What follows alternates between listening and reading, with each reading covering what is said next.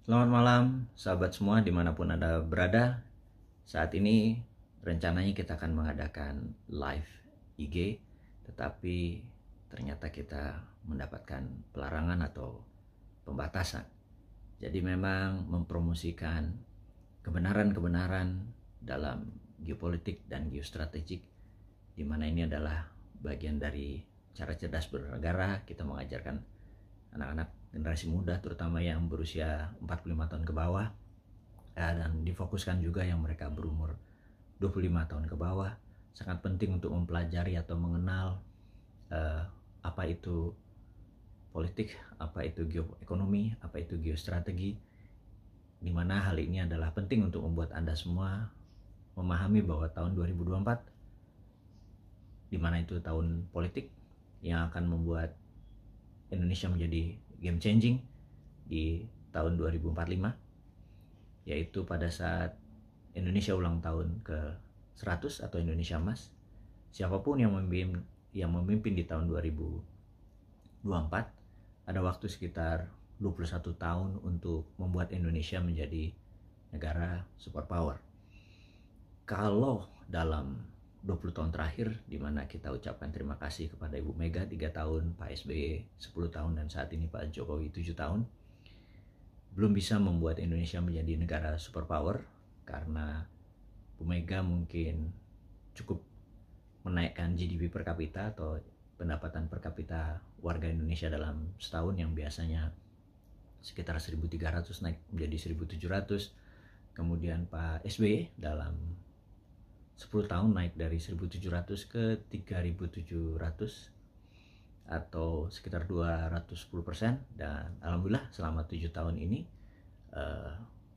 Pak Jokowi sebagai pemimpin negara berhasil menaikkan 6%. 6%, sekali lagi ya, 6%. Hanya mengingatkan aja, 6% dalam 7 tahun.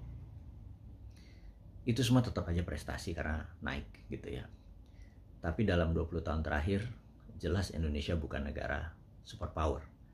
Nah, dalam 21 tahun ke depan, kita berikan kesempatan siapapun yang akan memimpin Indonesia untuk membuat Indonesia menjadi negara superpower. Dan hari ini temanya adalah, satu, kita menantang siapapun yang akan memanggungkan dirinya di tahun 2024 ingin menjadi Presiden Republik Indonesia yang ke-9,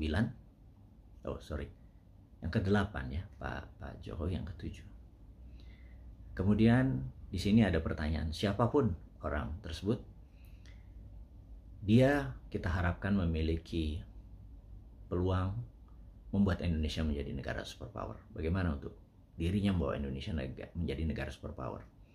Setidaknya mengangkat dari GDP per kapita yang saat ini sekitar 3.900, mungkin di akhir masa jabatan 3 tahun lagi mungkin sekitar 4.000. Itu juga masih mungkin gitu ya.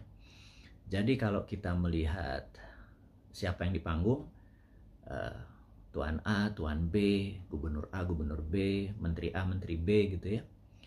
Coba kita lihat aja, kira-kira bagaimana cara dia ingin menjadikan Indonesia menjadi negara superpower.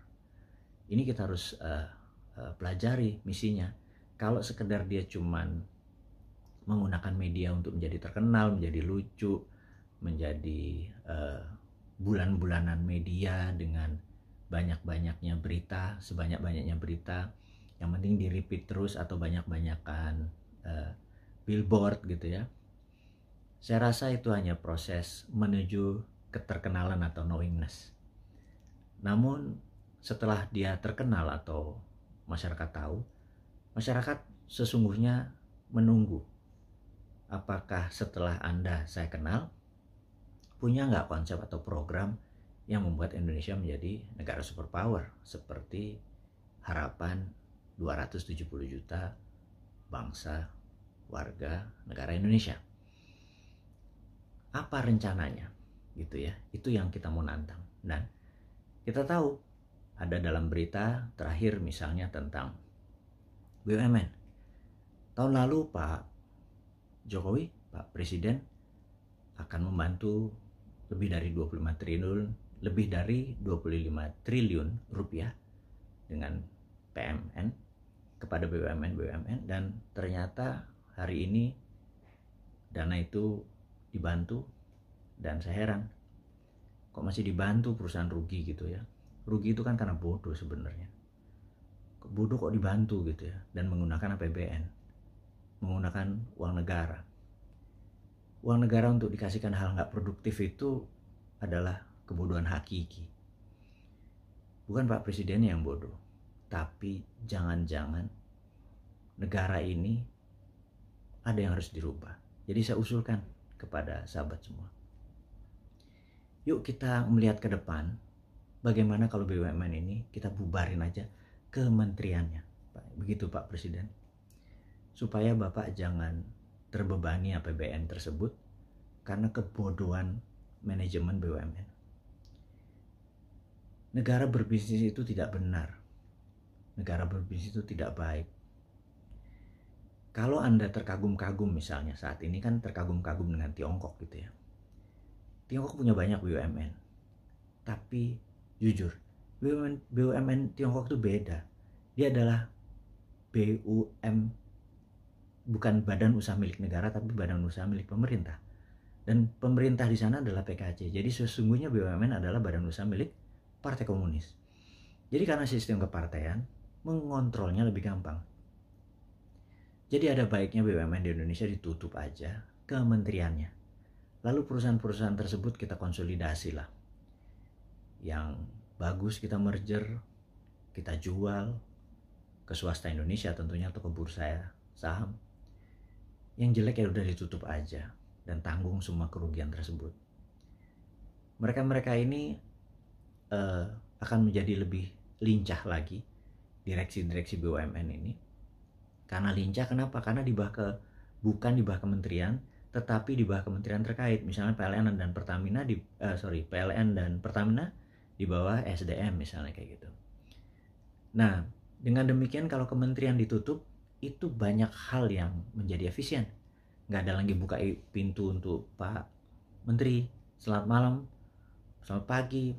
Strukturnya itu banyak orang-orang departemen, namanya juga departemen kantor, yang menurut kami adalah tidak terlalu efektif. Jadi lebih baik langsung ke menteri terkait aja BUMN tersebut. Jadi misalnya kalau Batan atau Pindad ya di bawah Kementerian Pertahanan gitu ya. Nah, sehingga organisasi BUMN yang ada 800 anak usaha ini paling sisakan 50.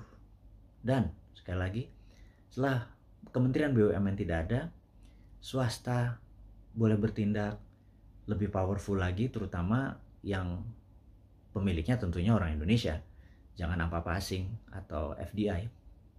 Jadi misalnya swasta Indonesia boleh punya kilang minyak, boleh ngebor minyak, dan boleh menjual sendiri sampai SPBU. Begitu juga di dalam energi listrik. Swasta boleh punya pembangkit listrik, punya transmisi, dan menjual sendiri ke pengguna langsung. Jangan-jangan begitu swasta bisa memproduksi listrik dan menjual ke masyarakat langsung, harganya setengah PLN jangan-jangan. Jadi hal-hal seperti begini itu perlu pembaruan.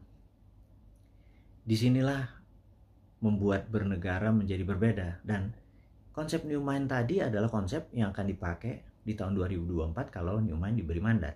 Dan siapapun yang menjadi kandidat atau penantang atau mereka yang ingin menari di 2024, coba konsepnya mana? Tantang itu New Mind dan tantang itu Old Mind. Anda punya apa?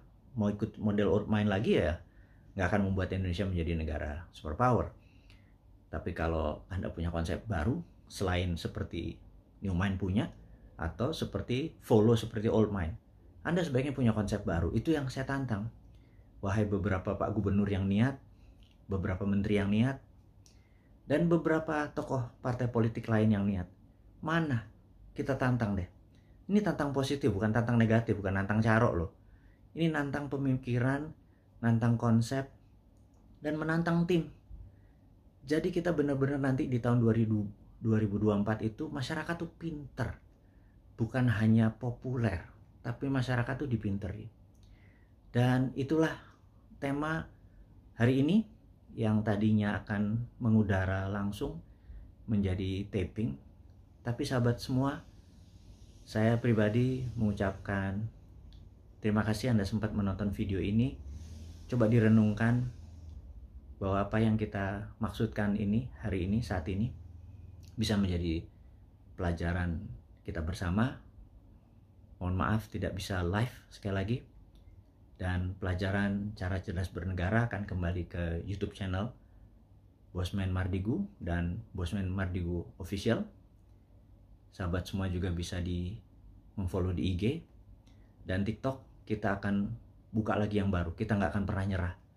1000 kali kita di take down, 1000 kali kita akan terbitkan lagi demi pelajaran cara cerdas bernegara ini sampai ke pemikiran dan pemahaman sahabat semua dimanapun Anda berada. Dari saya cukup sekian, terima kasih. Wassalamualaikum warahmatullahi wabarakatuh.